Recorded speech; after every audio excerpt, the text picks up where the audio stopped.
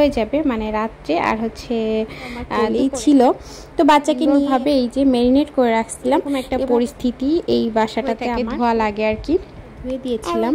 তো সেই কাপড় চোপড় যে হয় না, মাঝে মাঝে কিছু কিছু জিনিসের প্রতি এত মায়া জন্মে যায় যে সেই জিনিসটা আপনি আর ছাড়তেও পারবেন না, মানে ছাড়তে ইচ্ছাই করে না।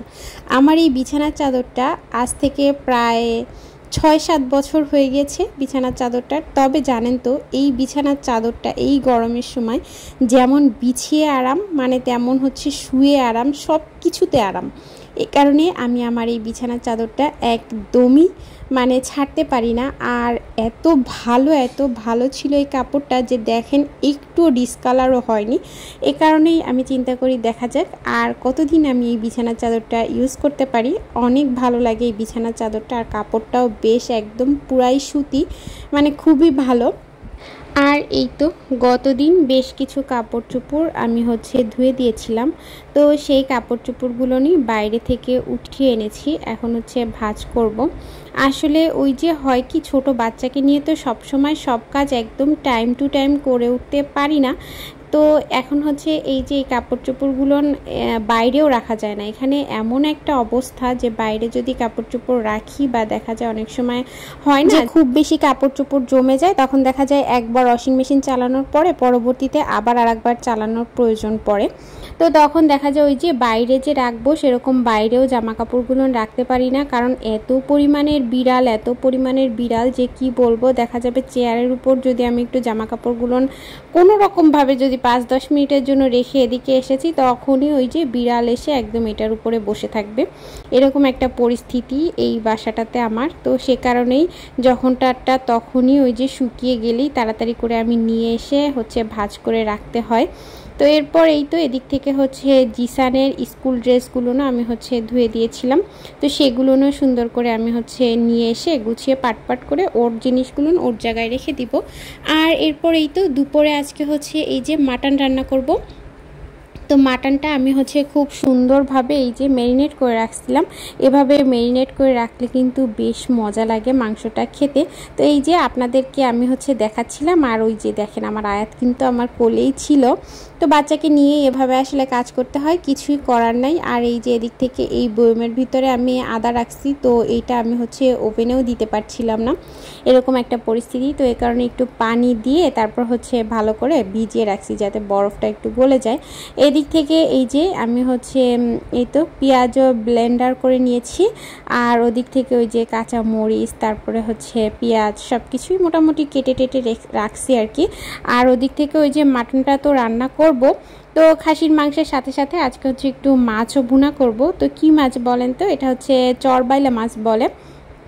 তো সেই চরবাইলা মাছ আপনাদের ভাইয়া সেদিন কারা করে আর কি চলে গিয়েছিল আর কি এখানের একটা সুপার মার্কেটে, তো সেখান থেকেই নিয়ে আসছে। তো আমি আবার বলছিলাম কি এই মাছটা আমার খেতে অনেক বেশি ভালো লাগে, তো আমি আবার ওকে বলছিলাম যে মাছটা একটু বেশি করে আনলে না কেন। তো আসলে হয়েছিল কি ওই দিনকারা এই মাছগুলোর মানে 5 মিশালি মাছ আসছে না, সেরকমভাবেই আনছিল। তো মানে এই মাছের সাথে আরও কিছু মাছ ছিল, তবে এই মাছের পরিমাণটা একটু কম ছিল। তো এই কারণে আমি আবার ওকে বলছিলাম, পরেও আবার আমাকে বলতেছিল যে সমস্যা নেই হচ্ছে আজকে রান্না করো, তারপরে অন্য আরেকদিন আবার নিয়ে আসবে, এগুলো পাওয়া যায়, সমস্যা নেই। তো তবে এখানে আসার পর আমি কিন্তু এই যে চরবাইলা মাছটা আগে খাইনি, এখনই হচ্ছে ফার্স্ট খাচ্ছি। আর এরপর এই যে কাঁচামরিচ দিয়ে সুন্দর করে, যেহেতু এটা অনেক নরম মাছ, অত ভাজার আর কি ভাজতে গেলে দেখা যাবে ভেঙে যাওয়ার একটা পসিবিলিটি থাকে। আর ভাজার থেকে আমার কাছে এই তো হাতে মাখিয়েই মাছ রান্না করে খেতে অনেক বেশি পছন্দ করি আমি। আগে তো এমন একটা সময় ছিল যে আমি ওই যে ভাজা ছাড়া মাছ খেতেই পারতাম না, আর এখন আমার এই যে এরকম কষানো মাছ যে এত ভালো লাগে, মানে সেটা আর ভাষায় প্রকাশ করার মতো না।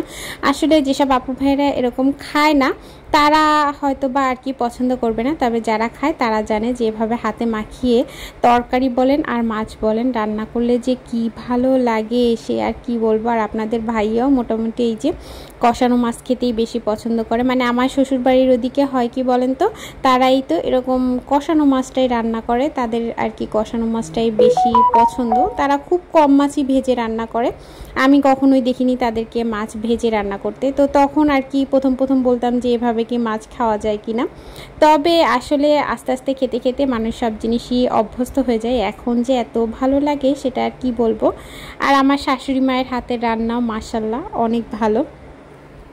আর এই তো এদিক থেকে আমি হচ্ছে খাসির মাংসটাও চড়িয়ে দিয়েছি ওদিক থেকে উঠিয়ে, আর এই যে এদিক থেকে এখন হচ্ছে মাছটাও চড়িয়ে দিলাম। তো আজকে দুপুরের আয়োজনে এগুলোই ছিল, মোটামুটি এগুলো দিয়েই আমাদের 2 বেলা হয়ে যাবে, মানে রাত্রে আর হচ্ছে দুপুরে। তো এই কারণেই আর কি চিন্তা করলাম যে এটাই করি। তো এই তো এদিক থেকে আমার রান্না বান্না হয়ে যাওয়ার পর মানে মোটামুটি সব কাজগুলো তো আমি উঠিয়ে দিয়েছি, মানে রান্না উঠিয়ে দিয়েছি। তো এদিক থেকে আর আমার এই তো হলুদ ধনিয়া জিরা এগুলোনের আর কি দরকার পড়বে না। তো এগুলো আমি হচ্ছে সুন্দরভাবে জায়গায় আর কি রেখে দিলাম।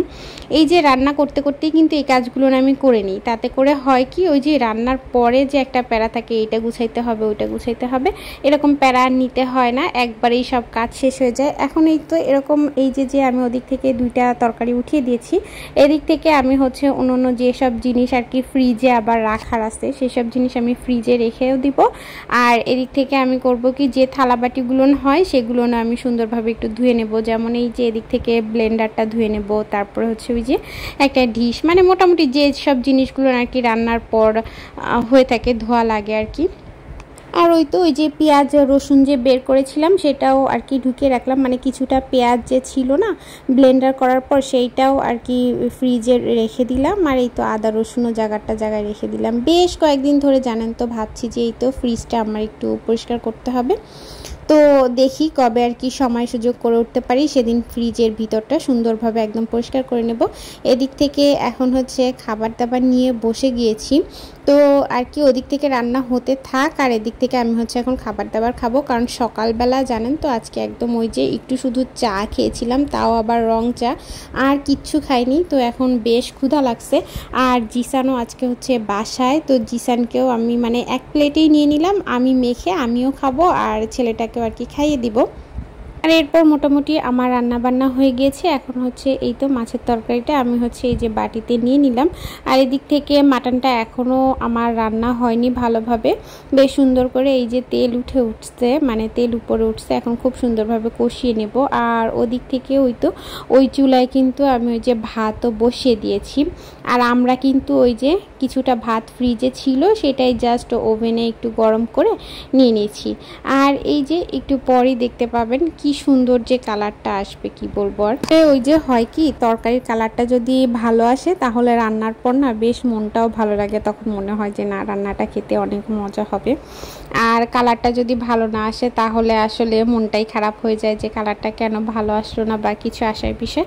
সে যাই হোক, এরপর এদিক থেকে আপনাদের ভাইয়াকে আমি ফোন দিয়েছিলাম, তো ওর আস্তে আস্তে আরেকটু লেট হবে। তো চলেন আপনাদেরকে দুপুরের খাবার দাবারের মেনুটা একবার একটু দেখিয়ে দিই। ওদিক থেকে ওই তো এই যে হচ্ছে মাটনটাও রান্না করা হয়ে গিয়েছে, আর ওই যে সাদা ভাত আর টমেটো সালাদ করে নিয়েছি। আজকের ভিডিওটা এই পর্যন্তই। আপনারা সবাই খুব ভালো থাকবেন। আল্লাহ হাফিজ সবাইকে।